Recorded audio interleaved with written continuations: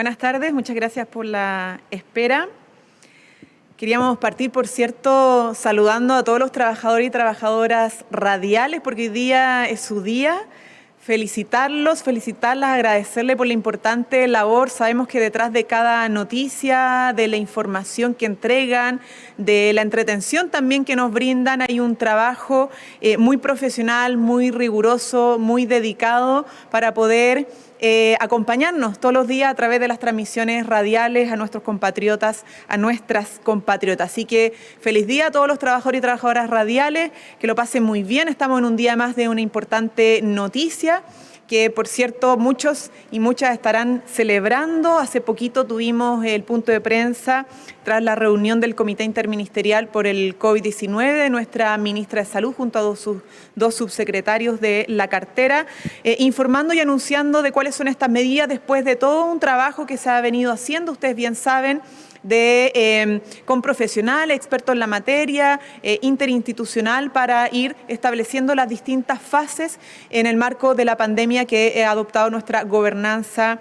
de la pandemia. Estamos en la fase de apertura, eso implica un desescalamiento en medidas sanitarias que nos han acompañado durante ya mucho tiempo, como por ejemplo el levantamiento de la obligatoriedad del uso de mascarillas en todos los lugares, con excepción de los recintos asistenciales, es decir, para acceder a un consultorio, un hospital, una clínica. Sigue siendo obligatorio el uso de mascarillas que estarán a disposición de estos centros de salud, pero en el resto no es obligatorio, sin algunos altamente recomendable, como aquellos lugares donde hay alta concentración de personas, transporte, conciertos, etcétera. Ya no es obligatorio el pase de movilidad. Y una cosa que es súper importante también señalar, que tendremos por primera vez en Latinoamérica esta vacuna que nos va a acompañar, como ha sido la vacuna de la influenza, todas estas vacunas que se otorgan anualmente a poblaciones de riesgo, porque evidentemente es un virus que nos va a seguir acompañando, pero va a estar habilitado una vacuna especial para aquella población de riesgo. Los que todavía no han alcanzado la vacunación, ¿cierto?, de refuerzo, las vacunas de refuerzo, podrán seguir accediendo a aquellas. Son dos panoramas distintos en relación a las vacunas. Pero esto es una medida que obviamente nos contenta. Hemos podido hacer frente, evidentemente, a la pandemia. Hemos enfrentado ciertas dificultades, pero tenemos una gobernanza que se ha ido adecuando a los tiempos y que, por cierto, nos permite entrar a esta fase de apertura. Quisiéramos también destacar, como ustedes bien saben, nuestro presidente junto a nuestra canciller Antonia Urrejola, junto al ministro de Hacienda, Mario Marcel, el ministro de Educación, que es el ministro Ávila, con nuestra ministra de Medio Ambiente, Maysa Rojas, la ministra de Defensa, han desplegado una agenda importante, una agenda internacional. Pudimos presenciar el primer discurso del presidente Gabriel Boric en las Naciones Unidas, ante la Asamblea de las Naciones Unidas, donde destaca cuestiones que son sumamente importantes de entregar hacia el mundo en el marco de los compromisos de nuestro país con la defensa y promoción de los derechos humanos, con la defensa y el fortalecimiento de la democracia y sus instituciones democráticas, con el trabajo decente, con el combate a la crisis climática, entre otras materias que son obviamente parte de las conversaciones y las reuniones que se han estado sosteniendo con distintos organismos internacionales, como por ejemplo se tendrá con la OECD, las Naciones Unidas, el Banco Mundial. Ahora mismo nuestro presidente está junto a la canciller Antonia Urrejola con Macron, presidente de Francia, y durante la tarde van a haber más actividades en el marco de los 50 años del discurso del expresidente Salvador Allende ante las Naciones Unidas, y una actividad organizada por Biden con los distintos jefes de Estado durante la tarde-noche, sobre lo cual podrán también conocer mayores detalles. Pero nos interesa destacar cuál es el sentido de esta participación de nuestro presidente y de nuestros ministros y ministras en el ámbito internacional. Lo ha dicho el presidente, pero vale la pena reiterarlo. Todos los países, grandes y pequeños, los más poderosos, los más humildes, son necesarios para este trabajo que tenemos que desplegar multilateral, coordinado, para enfrentar los problemas que son propios de nuestras naciones. Los problemas de la desigualdad, los problemas asociados a los derechos de las mujeres, los problemas asociados a la democracia, los problemas asociados a la crisis climática que vivimos a diario. nuestros habitantes en Chile viven a diario de distintas maneras, son problemas también mundiales. Y para poder enfrentarlo, por cierto que se requiere la voluntad y la acción dentro de los países, de las autoridades y las instituciones, pero también de la coordinación entre los países y entre las instituciones internacionales. Solo de esa manera, entendiéndonos como un todo, podremos también avanzar en mejores condiciones de vida para nuestra humanidad completa. Hay distintas agendas, como les decía, e importantes reuniones que ha tenido la ministra canciller, Antonio Rejola, con el secretario general de las Naciones Unidas, representantes como la presidenta de la Comisión Europea, Ursula von der Leyen, las cancilleres de Croacia y Japón, entre otras autoridades. También el ministro Mario Marcel ha tenido importantes reuniones con entidades financieras, organismos multilaterales, calificadoras de riesgo, como la OCDE también tendrá una reunión en específico, y del Banco Mundial en la cual participó con el presidente de la República. La ministra de Medio Ambiente tiene una tarea importante, que es la coordinación para la participación de Chile en la COP27 en Egipto, una instancia también fundamental en la agenda contra la crisis climática. La ministra de Defensa también reuniones bilaterales y participación en la ceremonia y conmemoración de los 50 años del aniversario del discurso del presidente Allende ante la ONU. Y el ministro Ávila en reuniones con el secretario general de la OEI, de los ministros de Educación de Francia y Colombia, y como representante de nuestro país en la Cumbre para la Transformación Educativa de la ONU, porque ahí tiene un mandato importante nuestro ministro de Educación en el marco de las agendas y las políticas para el fortalecimiento y la mejora de la calidad de nuestra educación. Quisiéramos también destacar algunas cosas que han estado en la contingencia a propósito de ciertos ataques a la figura presidencial, declaraciones, manifestaciones, que por cierto toda manifestación es legítima, pero siempre y cuando se dé en el marco del respeto y libre de amenazas, y en eso queremos señalar con mucha claridad por parte de nuestro gobierno, y comprendemos que en este llamado estarán todas las fuerzas democráticas de nuestro país, distintos sectores políticos, que es respetar nuestra institución y particularmente la figura presidencial, porque vemos que ha sido sistemático y reiterado un intento por socavar y atacar directamente la figura presidencial. Y dejemos aparte lo que son las manifestaciones sociales, legítimas, la libertad de expresión, etcétera. Pero cuando nos enfrentamos a amenazas, cuando nos enfrentamos a ataques, a agresiones hacia una institución presidencial, creemos que es importante el llamado a defenderlas y a protegerlas. Y en eso, evidentemente, que nosotros siempre estaremos del lado de la defensa de la democracia, y esperamos que el amplio abanico de los sectores políticos de nuestro país también lo esté. Preguntas. Ministra, ¿cómo está? Buenas tardes. Se ha comunicado durante esta jornada que el día viernes se retoma el diálogo entre todos los partidos para habilitar una nueva ruta constituyente. Preguntarle cuál es la postura del gobierno. Se han manifestado ya una posición, cómo van a acompañar, a actuar de cara a ese proceso, y si hay algún acercamiento, alineamiento de parte del Ejecutivo en temas de plazos. ¿Cuál va a ser la incidencia, por ejemplo, del comité de expertos que está sobre la mesa, o cómo le gustaría que fuera ese proceso? Si nos pudiera comentar un poco acerca de eso.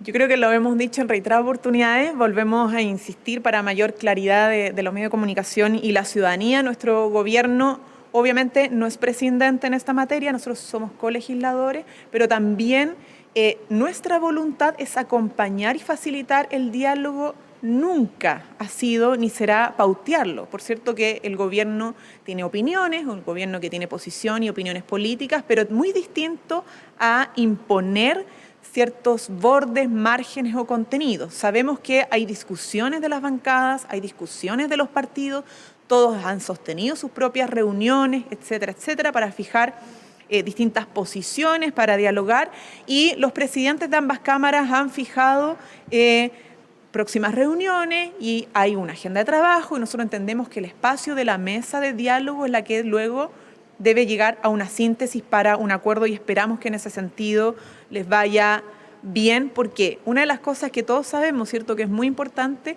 es que entreguemos certidumbres en las políticas públicas, y una de las políticas más importantes de este último tiempo es la discusión constitucional y cómo se va a resolver, porque la constitución política, que se logre dibujar, si es que hay un acuerdo para un nuevo proceso constituyente, va a ser la norma matriz, ¿cierto? La ley madre de toda la legislación y del ordenamiento jurídico de nuestro país. Por lo tanto, mientras eso se pueda resolver con claridad, más certezas tiene nuestros ciudadanos y ciudadanas, los empresarios, las instituciones, es decir, el conjunto de quienes habitan nuestra patria. Sin entrar en la ingeniería propia del proceso, ¿hay algunos plazos que les gustaría a lo menos manejar o también está dentro de esa línea de que corren por carriles solamente del diálogo del Congreso? Como le digo, esto está radicado en el Congreso Nacional. Por cierto, vuelvo a insistir, toda la ciudadanía quiere una respuesta, ¿ya? ¿Cuál va a ser la ruta? Pero esto lo tiene que discutir el Congreso, los parlamentarios, los partidos. Todos comparten, y así lo han manifestado públicamente, el sentido que tiene esto de urgencia, pero también requiere diálogo y acuerdos. Y eso se tiene que producir, porque para que haya resultado tiene que haber diálogo y tiene que haber acuerdo, y esperamos que eso se produzca, evidentemente, donde está llamado a producirse, que en el Congreso Nacional. Ministra, buenas tardes. Usted hablaba de esto de los bordes, es algo planteado por la derecha. ¿Usted esperaría que todos los sectores tengan una disposición a trabajar, que sea un diálogo abierto y no se estén estableciendo límites? Vuelvo a insistir, esto está radicado en el Congreso, hay distintas y legítimas posiciones, propuestas y opiniones de distintos sectores políticos, y lo que corresponde en una democracia para poder resolver con las mayorías que se requiere una reforma constitucional que habilite un proceso constituyente de este tipo es que logren una síntesis, ¿ya? Y un acuerdo. Y entendemos que de todos y todas, con excepción de algunos que no han querido participar de esa mesa, que conocido por todos, pero la gran mayoría está en esa disposición. Y eso es lo que nosotros respetamos. Hola, ministra, buenas tardes. Durante esta mañana se juntó la directiva de Renovación Nacional con el expresidente Sebastián Piñera. ¿Cuál vendría siendo el rol de parte de los expresidentes en este nuevo acuerdo? Y tampoco se ha descartado un plebiscito de entrada por parte también de la oposición.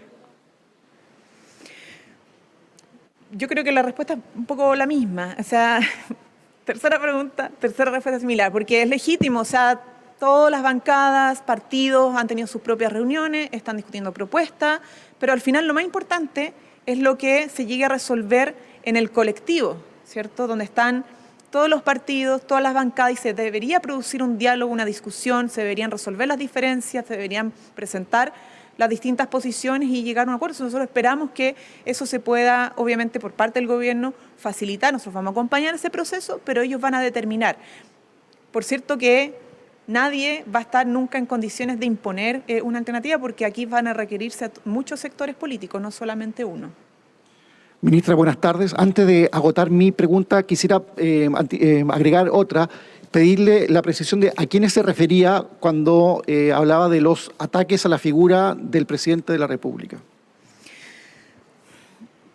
Bueno, hemos visto por redes sociales ataques dirigidos, hemos visto algunas expresiones bastante agresivas que, ojo, no tiene nada que ver con las pifias, a veces se confunden los planos. Estamos hablando de agresiones dirigidas, de gente que se autodenomina patriota pero que no lo son. La gran mayoría defendemos nuestra patria, y defender la patria significa defender la democracia, significa defender las instituciones, significa defender los derechos humanos, los derechos de las personas. Y ese tipo de ataques vienen dirigidos de ciertos sectores que son agresivos, que propician odio, que difunden odio, y creemos que hay que poner ciertos límites, ¿cierto?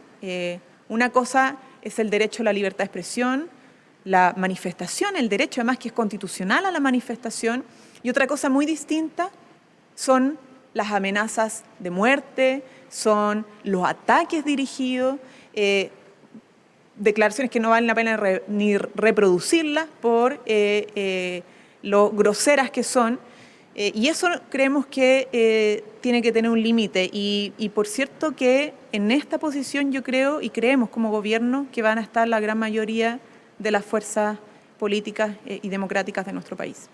Ministra, yo quisiera preguntarle por las críticas que ha habido tanto de la oposición como también del oficialismo por recientes declaraciones del embajador de nuestro país en Madrid, en que hace un diagnóstico que señala que el estallido social se debió a 30 años que profundizaron las desigualdades, que contradice lo que de alguna manera planteó el presidente Boric en Naciones Unidas.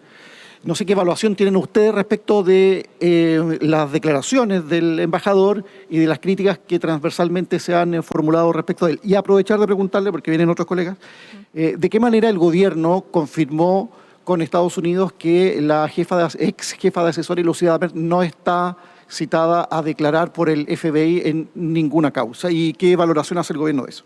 Sí. Bueno, a veces se arman polémicas de frases, a veces sacadas de contexto, que no han sido suficientemente comparadas con las declaraciones propias del presidente de la República. Yo quiero en ese sentido, a propósito de tu pregunta, citar textualmente el discurso del presidente Gabriel Boric ante la Asamblea de las Naciones Unidas. Y él señala que si bien durante los gobiernos democráticos de los últimos 30 años se redujo notablemente la pobreza y hubo importantes avances en materia social, resulta indesmentible que el modelo de desarrollo que adoptamos en Chile ha mantenido una alta concentración de la riqueza, llevándonos a ser uno, y esto nos duele, colega, señala, uno de los países más desiguales del mundo. Esta desigualdad, como de seguro también pasa en muchas de las naciones en vía de desarrollo, ha obstaculizado nuestro camino al desarrollo. Y sigue. ¿Qué quiero decir con esta cita textual del discurso del presidente de la República, Gabriel Boric? Es que, y no es nuevo respecto a sus declaraciones, es que si bien podemos reconocer las políticas sociales en distintos planos, el combate a la pobreza, el crecimiento económico, es indesmentible. Y por eso estamos también donde estamos, que la desigualdad sigue vigente en nuestro país, producto de un modelo de desarrollo que ha permitido y facilitado la concentración de la riqueza. Una cosa es el crecimiento económico y otra cosa es hacia dónde va a parar ese crecimiento económico, dónde se concentra. Y por eso uno de los grandes desafíos que tenemos en nuestro país es equiparar más la cancha, nivelar hacia arriba, distribuyendo mejor la riqueza y en un desafío que no es solamente de nuestro país, sino que es internacional. Por eso es parte de la agenda también. Por eso estamos legislando una reforma tributaria. Por eso tenemos compromisos con los derechos previsionales, los derechos en salud, porque es parte de la política de redistribución de la riqueza, es parte de la agenda que la ciudadanía también ha puesto sobre la mesa en el marco de vivir más dignamente. Entonces, más allá, insisto, de la declaración del embajador, nuestra política tiene que ver con esto, cómo enfrentamos la desigualdad, cómo nivelamos hacia arriba, cómo distribuimos mejor la riqueza y cómo nos hacemos cargo de los derechos sociales de todos y todas. Y esa es la tarea importante que tiene nuestra delegación que acompaña al presidente de la República en la gira en Naciones Unidas. Perdón, ministra, entonces no hay ningún reproche a las palabras del embajador, porque ha habido críticas, le reitero, tanto de la oposición como también del oficialismo. Y entiendo que el embajador dijo que en los 30 años se profundizaron las desigualdades. Me parece que son legítimas, esto es una democracia y ahí podemos tener conversaciones, puntos de vista distintos, y si de la oposición en crítica y si de algún sector oficialista también, es totalmente legítimo y conversable. Pero creo que es importante en estos momentos quedarnos con lo relevante que marca en la agenda internacional y la propia agenda que le da sentido a nuestro programa de gobierno, la necesidad del combate a la desigualdad. Porque como lo ha dicho también el presidente, no podemos pasar de la frase, no lo vimos venir, aquí no ha pasado nada. Aquí pasó algo. Hubo un estallido, hubo un malestar expresado contundentemente, que por cierto muchas de las causas de ese malestar siguen vigentes y por eso tenemos un programa comprometido el cual tenemos que cumplir, y en eso necesitamos más que el gobierno, también al Congreso Nacional, y una agenda internacional que nos debiese también ayudar al cumplimiento de esos grandes desafíos en torno a la construcción de sociedades más democráticas, más justas y más igualitarias y más humanas. Ministra. Lucía, ¿qué? Sí. Sobre Lucía. Perdón, sí. La pregunta, sí, efectivamente, esto ha sido se Se recabó toda la información a los organismos respectivos, particularmente de la Embajada de Estados Unidos, ¿cierto?, de las instituciones correspondientes como el FBI, y esto estuvo a cargo de nuestra ministra del Interior como corresponde, además en un tema muy sensible porque las acusaciones que se hicieron fueron graves, relacionadas con hechos delictivos, y por lo tanto, como corresponde en el marco de la responsabilidad de nuestro gobierno, de nuestras instituciones, de la seriedad y la transparencia, es que se recabaron los antecedentes y es posible afirmar lo que fue afirmado y señalado en el comunicado, donde desmiente todo este tipo de acusaciones con fuentes obviamente confiables. Ministra, Apruebo Dignidad ha sido bien crítica con el tema del CTPP. Desde la Federación Regionalista incluso han pedido que el presidente lo retire del Senado. ¿Cuál es la posición del gobierno respecto a este tema y qué esperan ustedes sobre la tramitación en el Senado? Bueno, nosotros no hemos hecho ni una solicitud ni un llamado específico al oficialismo a aprobar el acuerdo. Ya nosotros sabemos que esto está radicado en el Senado, hay miradas distintas, ¿ya? Hay apreciaciones distintas sobre este acuerdo. Nosotros hemos sido muy críticos de varios aspectos y particularmente lo que respecta a la resolución de controversias. Y en ese sentido, desde la Cancillería se ha diseñado una estrategia para resolver este punto. Y por eso nosotros lo que esperamos es que eso pueda llegar a buen puerto, que son los side letters. Ya se han mandado cartas a los distintos países, usted sabe que esto compromete a 10 países, además de Chile, y hemos tenido respuestas de algunos y otros todavía falta. Esta es una estrategia que se ha usado anteriormente, que implica básicamente con estos acuerdos bilaterales que tienen un rango importante, como tratado, ¿cierto?, internacional, poder excluir algunos elementos que consideramos que podrían ser perjudiciales para nuestro país. Entonces, esa es la posición del gobierno, lo hemos manifestado. Son legítimas, entendemos, las declaraciones, lo que salió particularmente de senadores de Apruebo Dignidad, desmintiendo que había un acuerdo para ponerlo en tabla.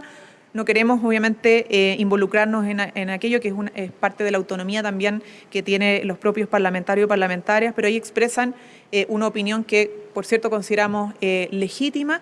Y la posición del gobierno es la que hemos dicho públicamente. Nosotros estamos trabajando en base a los side letters para proteger, por sobre todas las cosas, los intereses de nuestro país.